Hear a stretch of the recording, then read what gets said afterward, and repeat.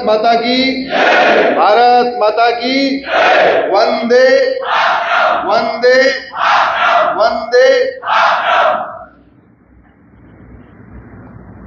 अभी कार्यक्रम शुरू होने से पहले यहाँ वंदे मातरम गाया गया था।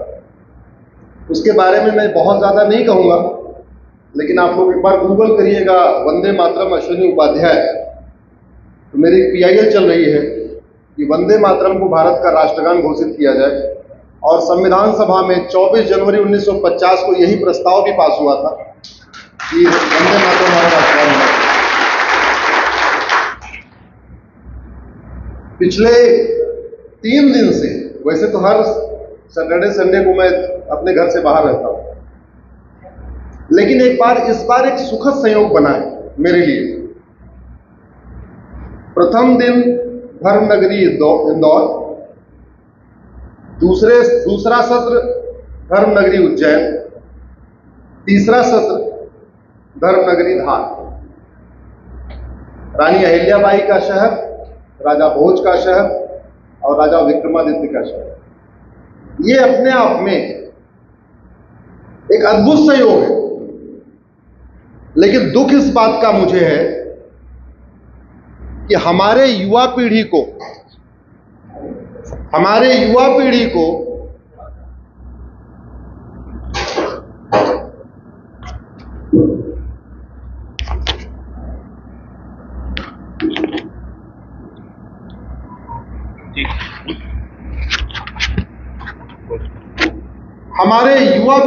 इन 3 महापुरुषों के बारे में ज्यादा पता ही नहीं। युवा पीढ़ी क्या, मुझे लगता है जो 30-40 साल के लोग हैं शायद उनको भी बहुत कम पता है कि राजा भोज ने कैसी एक न्यायिक व्यवस्था स्थापित किया था, रानी अहिल्याबाई ने कैसी न्यायिक व्यवस्था स्थापित किया था और राजा विक्रमादित्य ने कैसी न्यायिक व्यवस्था स्थापित किया था। दुर्भाग्यवश न हम जानते हैं न हमारे नीति नियंता जानते हैं। और मैं दावे के साथ कह सकता हूं भारत में कुल 5500 सांसद और विधायक हैं। कितने हैं टोटल? 5500, जो इस संविधान की शपथ लेते हैं, कहते हैं मैं संविधान का अक्षरशः पालन करूंगा, संविधान की भावना के अनुसार कार्य करूंगा, संविधान में जो कुछ बातें लिखी हैं उसको आगे बढ़ाऊंगा। अगर ये 5500 लोग भी एक बार राजा भोज, राजा विक्रमादित्य, रानी अहिल्याबाई के जीवन को पढ़ लेते तो शायद वो बहुत नए नए बड़े अच्छे अच्छे कानून बना सकते हैं, केवल पढ़ने मात्र से। मैं परम पूज्य दत्ता जी को प्रणाम करता हूं, महाराज धर्मराज राजा भोज को प्रणाम करता हूं, इस पवित्र भूमि को प्रणाम करता हूं। आप सब आए हुए हैं, मैं अपना स्नेह भेंट करता हूं और आपको प्रणाम करता हूं। मंच पर उपस्थित हमारे 2 डॉक्टर मित्र, एक आयुर्वेदा के डॉक्टर हैं, एक एलोपैथी के डॉक्टर हैं, एक भारत के डॉक्टर हैं, एक विदेशी पद्धति के डॉक्टर हैं। दोनों पद्धति के डॉक्टर को प्रणाम करता हूं कि दोनों लोग, आप लोग चिकित्सा अपने स्वधर्म का पालन करते हुए लोगों को निरामयम बना रहे हैं, लोगों को निरोग बना रहे हैं। मैं बीच में बैठा हुआ था, मैं सोच रहा था आज गजब संयोग है, 2 डॉक्टर के बीच में कि इंजीनियर को बैठा दिया। बेसिकली मैं पहले इंजीनियर था, वकील तो मैं बाद में बना। और आपसे 2-3 आग्रह है। अगले 1 घंटे तक हम कोई बौद्धिक नहीं करने जा रहे, हम आपसे संवाद करने जा रहे हैं। हमारी आपकी चर्चा 2 से 3 करोड़ लोगों तक जाएगी। हमारे मित्र आए हुए हैं, उनका यही काम है, वो हमारी बात को 2-3 करोड़ लोगों तक पहुंचाते हैं। छोटे छोटे वीडियो बनाते हैं, उसके क्लिप बनाते हैं, फॉरवर्ड करते हैं। आपसे इतना आग्रह है कि जब मैं कुछ पूछूं इतना जोर से उत्तर दीजिए कि आपकी बात यहां तक आ जाए। ये 2 माइक लगे हैं, आपकी आवाज यहां तक आनी चाहिए। और अगले 1 घंटे हम निरंतर पूछते ही रहेंगे, हर 5 मिनट के बाद कुछ आपसे पूछेंगे, तो जवाब तेजी के साथ दीजिएगा। आशा करता हूं कि आप मनसा वाचा यहीं पे हैं, शरीर से भी यहीं हैं, मन से भी यहीं हैं। जब मुझे पता चला ये कार्यक्रम 8:30 बजे रखा गया, तो मैंने पूछा ये 8:30 बजे क्यों रखा गया। तो ये पता चला कि ये कार्यक्रम 8:30 बजे इसलिए रखा गया है जिससे सब लोग अपना उद्योग व्यापार सब दुकान बंद करके आराम से आ सके, कोई टेंशन न रहे। ईमानदारी से बताना, आपके घर में जब बर्थडे होता है तो आप 8:30 के बाद मनाते हैं या उस दिन 6 बजे 7 बजे मनाते हैं? जोर से बोलिए जरा, जोर से बताइए। आपको घूमने जाना होता है तो 8 बजे के बाद घूमने जाते हैं या छुट्टी करके जाते हैं? शादी विवाह में जाते हैं 8:30 के बाद जाते हैं या शाम को 5-6 बजे चले जाते हैं? हर कार्य में छुट्टी कर सकते हैं, घूमने के लिए जा सकते हैं, शादी विवाह में जा सकते हैं, बर्थडे मनाने के लिए छुट्टी कर सकते हैं। लेकिन जब एक राष्ट्र पे चर्चा होनी है तब तभी आएंगे जब सारा खान पान हो जाएगा, दुकान बंद हो जाएगी, संडे का दिन होगा, संडे के दिन भी शाम के 8 बजे की दुकान बंद हो जाएगी, तब आएंगे। मैं क्या कहना चाहता हूं आप समझ गए होंगे, लेकिन हम आपसे नहीं कह रहे। मैंने कहा ना मैं 2-3 करोड़ लोगों से बात कर रहा हूं और अगले 1 घंटे जो कुछ आपसे बात करने वाला हूं तो आपसे बात नहीं करने वाला हूं। वो भी लक्ष्य मेरा वो 2-3 करोड़ लोग हैं जो हमें सुनते हैं। 2 डॉक्टर बैठे हुए, आप इनके पास अगर जाओ, बुखार है, आप गए इनके पास, इन्होंने पर्चा लिख दिया, 1 हफ्ते की दवा दे दिया और आपका बुखार ठीक नहीं हो गया। अगली बार जाओगे, ये दवा बदलेंगे या वही दवा देंगे? और बाई द वे अगर उन्होंने दवा रिपीट कर दिया, आपने 1 हफ्ते फिर खाया, अब बुखार नहीं बदला, बुखार ठीक नहीं हुआ, फिर आप 1 हफ्ते बाद जाओगे, हाँ क्या करोगे? डॉक्टर बदल देंगे, क्योंकि मरना नहीं है, जिंदा रहना है। शरीर की इतनी चिंता है, एक बार में अगर दवा बुखार ठीक नहीं हुआ तो डर रहेगा, लंबा बुखार चला तो टाइफाइड हो जाएगा, इसलिए फट से डॉक्टर बदल देंगे। लेकिन हमारे 75 साल में आप लोगों ने डॉक्टर तो बदला, डॉक्टरों ने दवा नहीं बदली, लेकिन कभी आपने नहीं कहा अब आप ये बताओ ये पुरानी दवा कब तक चलेगी? भारत में कानून का राज है और सब कुछ अंग्रेजी चल रहा है। कोई 150 साल पुराना कानून, कोई 200 साल पुराना कानून, कोई 125 साल पुराना कानून, कोई 50 साल पुराना कानून। और एक बात और, डॉक्टर कोई अच्छा या बुरा नहीं होता, क्योंकि डॉक्टर आपके शरीर में जाके आपकी बीमारी को ठीक नहीं करता। यह बहुत बड़ी गलतफहमी है, डॉक्टर अच्छा है। डॉक्टर अच्छा नहीं होता, डॉक्टर की दवा अच्छी होती है। डॉक्टर का एक अच्छा जो ऐसी दवा दे एक ही बार में बीमारी ठीक हो जाए वो अच्छा डॉक्टर। जो ऐसी दवा दे, जो दवा दे रहा है बीमारी ठीक नहीं होती, वो अच्छा डॉक्टर नहीं है। आपके शरीर में बीमारी को डॉक्टर ठीक नहीं करता, बीमारी को दवा ठीक करती है। हम लोग सोचते हैं डॉक्टर ठीक कर रहा है। डॉक्टर अच्छा बुरा नहीं होता। क्या अच्छा बुरा होता है? ऐसे शासक अच्छा बुरा नहीं होता, अच्छा बुरा होता है उसके द्वारा बनाया गया कानून। और जैसे ये शरीर के 2 डॉक्टर बैठे हुए, ऐसे हमारे सांसद विधायक समाज के डॉक्टर हैं, देश के डॉक्टर हैं। लेकिन शरीर के डॉक्टरों ने बहुत अच्छा काम किया।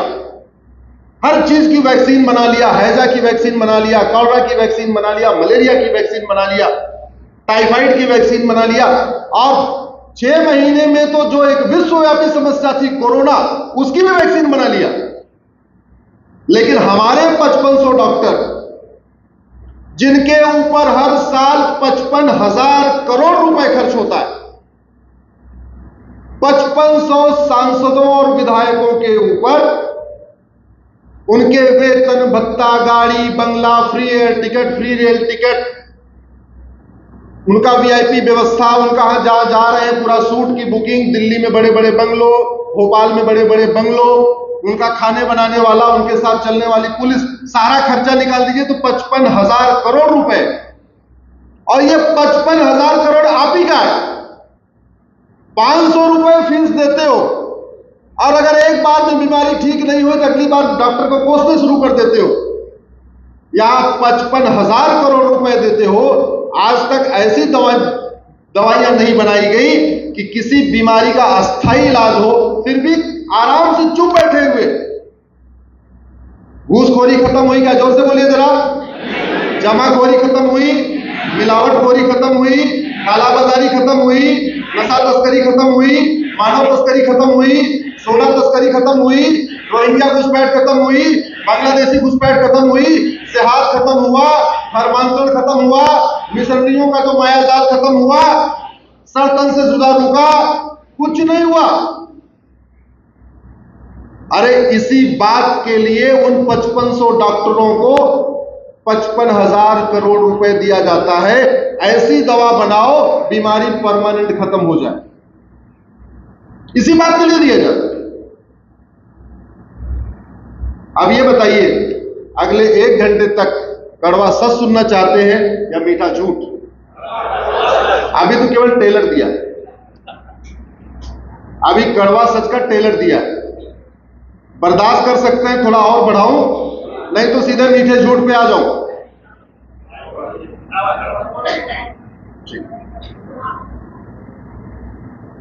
सच्चाई तो यह है कि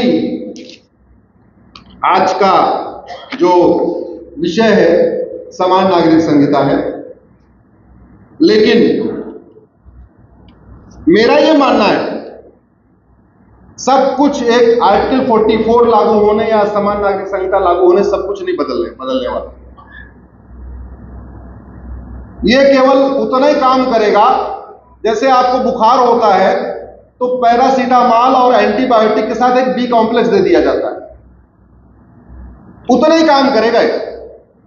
ये जस्ट लाइक बी कॉम्प्लेक्स है कि आपका जो दर्द निवारक दवा है एंटीबायोटिक ठीक से हजम हो जाए, उसका काम करेगा ये विकास, ये केवल और आपका बी कॉम्प्लेक्स। इसलिए बी कॉम्प्लेक्स में बाद में आऊंगा, पहले मैं पेन किलर पे आता हूं। भारत को भारत बनाने के लिए, अभी भारत इंडिया है, इस इंडिया को भारत बनाने के लिए सारे के सारे अंग्रेजी कानूनों को खत्म करना पड़ेगा। 1950 के पहले बने सारे कानूनों को खत्म करना पड़ेगा। क्यों? क्योंकि जो काम मुगलों ने तलवार के दम पे किया था वो काम अंग्रेजों ने कानून बना के किया था। मुगलों की तलवार, अंग्रेजों का कानून एक समान है। मुगलों की तलवार से मुक्ति मिल गई लेकिन अंग्रेजों के कानून से मुक्ति नहीं मिली। इसलिए जब तक 1950 से पहले बने सभी कानून खत्म नहीं होंगे तब तक ये इंडिया भारत नहीं बन सकता। इंडिया को भारत बनाना नामुमकिन है। 1500 के आसपास कानून माननीय प्रधानमंत्री जी ने खत्म किए हैं, लेकिन अभी और भी कई सारे कानून हैं। आज मैं राजा भोज की धरती धर्मनगरी धार से सरकार से निवेदन करता हूं, 10 कानून तत्काल खत्म करिए। सबसे पहले मैकाले द्वारा 1860 में बनाया गया इंडियन पिनल कोड खत्म करिए। 1861 में बनाया गया पुलिस एक्ट खत्म करिए। 1863 में जो उन्होंने मठ मंदिरों को कंट्रोल में लेने के लिए कानून बनाया था एंडाउमेंट एक्ट, उसको खत्म करिए। 1894 का लैंड एक्विजिशन एक्ट के अंतर्गत जो जमीनें चर्च और मिशनरीज को दी गई थी 99 साल के लीज पे, उनका लीज पूरा हो चुका है। जिन मिशनरीज का लीज पूरा हो चुका है, चर्च का लीज पूरा हो चुका है, उनकी जमीनें वापस लीजिए। और 1937 का शरीयत एक्ट जो अंग्रेजों ने डिवाइड एंड रूल के अंतर्गत बनाया था, इसको खत्म करिए। तो सरकार तत्काल 5 अंग्रेजी कानून खत्म करे। ये मैं आज राजा भोज की धरती से मांग करता हूं। 5 जितने खतरनाक मुगलों की तलवार, उतना ही खतरनाक अंग्रेजों के कानून, उतना ही खतरनाक कुछ कांग्रेसी कानून भी है। जो डिवाइड एंड रूल के लिए बनाए गए थे, पार्लियामेंट में बनाए गए थे, एक तरीके से वो संसदीय महापाप किया गया था। उसमें एक है 1991 में बनाया गया पूजा स्थल कानून, जो कहता है अयोध्या के अलावा और किसी भी मठ मंदिर का विषय कोर्ट में चलेगा ही नहीं है। दूसरा है 1992 का माइनॉरिटी कमीशन एक्ट, जिसने समाज को हिंदू मुस्लिम में बांट दिया, जैन बौद्ध सिख हिंदू को आपस में बांट दिया। ये 1992 का माइनॉरिटी कमीशन एक्ट। 1995 का वक्फ एक्ट, महा घटिया कानून। ऐसा कानून तो पाकिस्तान बांग्लादेश में नहीं है, ईरान इराक में नहीं है, जो यहां 1995 में बनाया गया वक्फ एक्ट। 2010 में विदेशी पालतू एनजीओ, पालतू पत्रकारों, पालतू कर्मचारियों, पालतू लेखकों, पालतू जो लोग देश के विरोध के काम करते हैं, उनको फंडिंग करने के लिए कानून बनाया गया था 2010 में, एफसीआरए। सरकार उसको खत्म करे। और 2012 में सरकार ने मदरसा और मिशनरी स्कूलों को राइट टू एजुकेशन के दायरे से बाहर निकाल दिया था, सरकार उसको खत्म करे। तो मैं मांग करता हूं कि सरकार 5 अंग्रेजी कानून और 5 कांग्रेसी कानून जब तक नहीं खत्म करेगी, तब तक इस देश में इंडिया को भारत बनाना मुश्किल ही नहीं, नामुमकिन। ऐसे ही एक कॉमन कोड लागू करने से बात नहीं बनेगी, बल्कि 10 कॉमन कोड लागू करना पड़ेगा। एक नहीं, कितने? 10। 1 नेशन 1 पिनल कोड बनाना पड़ेगा, यानी एक देश एक दंड संहिता। 1 नेशन 1 पुलिस कोड, यानी एक देश एक पुलिस संहिता। 1 नेशन 1 एडमिनिस्ट्रेटिव कोड, यानी एक देश एक प्रशासनिक संहिता। 1 नेशन 1 जुडिशियल कोड, यानी एक देश एक न्यायिक संहिता। 1 नेशन 1 इलेक्शन कोड, यानी एक देश एक चुनाव संहिता। 1 नेशन 1 सिविल कोड, जो आपका विषय है, एक देश एक नागरिक संहिता। 1 नेशन 1 एजुकेशन कोड, यानी एक देश एक शिक्षा संहिता। 1 नेशन 1 हेल्थ केयर कोड, यानी एक देश एक चिकित्सा संहिता। 1 नेशन 1 एंडाउमेंट कोड, यानी एक देश एक धर्मस्थल संहिता। और सबसे इंपॉर्टेंट है 1 नेशन 1 टैक्स कोड, यानी एक देश एक कर संहिता। बाकी विषयों पे संभव नहीं है बोल पाना कि मैं सारे 10 विषयों बोलूं। 2 विषयों पे आज बोलूंगा, 1 नेशन 1 जुडिशियल कोड और 1 नेशन 1 सिविल कोड। ये भारत का संविधान है। संविधान के पहले प्रियम्बल में लिखा हुआ है, we the people of India, हम भारत के लोग शपथ लेते हैं कि एक संप्रभु भारत का निर्माण करेंगे। कैसे भारत का? संप्रभु। संप्रभु का मतलब हर तरीके की गुलामी से मुक्ति। कानून भी हमारा होगा, न्यायिक व्यवस्था भी हमारी होगी, पुलिस व्यवस्था भी हमारी होगी, प्रशासनिक व्यवस्था भी हमारी होगी। ऐसी व्यवस्था होगी जो भारतीय संस्कार को आगे बढ़ाएगा, भारतीय चिकित्सा व्यवस्था को आगे बढ़ाएगा, भारतीय शिक्षा व्यवस्था को आगे बढ़ाएगा, भारतीय न्यायिक व्यवस्था को आगे बढ़ाएगा। एक ऐसे संप्रभु भारत का निर्माण करेंगे। और हमने शपथ लिया था ये 26 नवंबर 1949 को, हम सब ने शपथ लिया, समस्त भारत के नागरिकों ने। दुर्भाग्यवश हम आजादी के 75 साल के बाद भी एक सोवरिन भारत, एक संप्रभु भारत का निर्माण नहीं कर पाए। हर मामले में हम स्वदेशी हो गए। स्वदेशी मिसाइल, स्वदेशी हॉस्पिटल, स्वदेशी स्कूल, हर मामले में स्वदेशी हो गए। लेकिन पुलिस व्यवस्था विदेशी, प्रशासनिक व्यवस्था विदेशी, शिक्षा व्यवस्था विदेशी, न्यायिक व्यवस्था विदेशी, आज भी। और आज इसीलिए मैं पहली बार सार्वजनिक कार्यक्रम में ब्लैक कलर का शर्ट पहन के आया। मैं कभी नहीं पहनता ब्लैक शर्ट। राजा भोज की धरती से न्यायिक व्यवस्था के खिलाफ मैं अपना विद्रोह व्यक्त करने के लिए आज काला शर्ट पहन के आया हूं। और देश के हाई कोर्ट और सुप्रीम कोर्ट के जजों से कुछ सवाल पूछना चाहता हूं। राजा भोज की धरती धार से मैं कुछ सवाल पूछना चाहता हूं कि ये बताइए, ये भारत का संविधान है या अमेरिका या अरब या कुवैत का संविधान है? किसका संविधान, आप बताइए जरा। अगर ये भारत का संविधान है तो भारतीय भाषाओं को प्रचार प्रसार करने के लिए, विदेशी भाषाओं के, जोर से बोलिए जरा, ये भारत का संविधान है तो भारतीय रीति रिवाज का प्रचार प्रसार करेगा या विदेशी रीति रिवाज का? अगर ये भारत का संविधान है तो भारतीय परंपरा, भारतीय ज्ञान विज्ञान, भारतीय रीति रिवाज, भारतीय जीवन शैली, भारतीय पद्धति, भारतीय चिकित्सा पद्धति, भारतीय शिक्षा पद्धति का प्रचार प्रसार करने के लिए है कि विदेशी?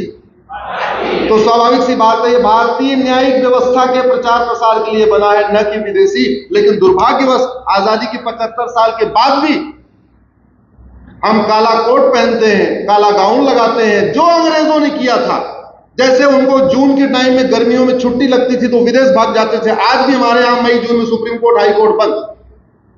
जैसे उनको दिसंबर में क्रिसमस मनाने विदेश भाग जाते थे, आज भी हमारे यहां हाई कोर्ट सुप्रीम कोर्ट दिसंबर में 2 हफ्ते बंद। सब कुछ विदेशी। वकील और जज का कपड़ा विदेशी, वकील और जज की भाषा विदेशी, वकील और जज विदेशी कानून पढ़ रहे हैं। जब सब कुछ विदेशी है तो लोगों को न्याय तो स्वदेशी कैसे मिले? और यही कारण है कि भारत में 5 करोड़ मुकदमे पेंडिंग है इस समय। कितने मुकदमे? 5 करोड़। एक परिवार में एवरेज 6 आदमी होते हैं कि नहीं? माता पिता, पति पत्नी और 2 बच्चे, एवरेज 6 आदमी रखिए। यानी 5 करोड़ मुकदमों से 30 करोड़ भारतीय टेंशन में है। 30 करोड़ भारतीय न्याय के लिए बैठे हुए हैं कि कब उनको न्याय मिल जाए, लेकिन उनको न्याय नहीं मिल रहा है, उनको तारीख पे तारीख मिल रही है। दुर्भाग्यवश न इस बात पे संसद में चर्चा होती है, न इस बात पे सुप्रीम कोर्ट में चर्चा हो। न्यायिक सुधार हो, जुडिशियल रिफॉर्म हो, लोगों को साल भर के अंदर न्याय मिले, लोगों की जो जांच वांच है महीने भर के अंदर पूरी हो, न किसी पॉलिटिकल पार्टी के मैनिफेस्टो में है। लेकिन पॉलिटिकल पार्टी के मैनिफेस्टो में न समझ में आता है, हाई कोर्ट सुप्रीम कोर्ट के जजों के मैनिफेस्टो में भी नहीं है।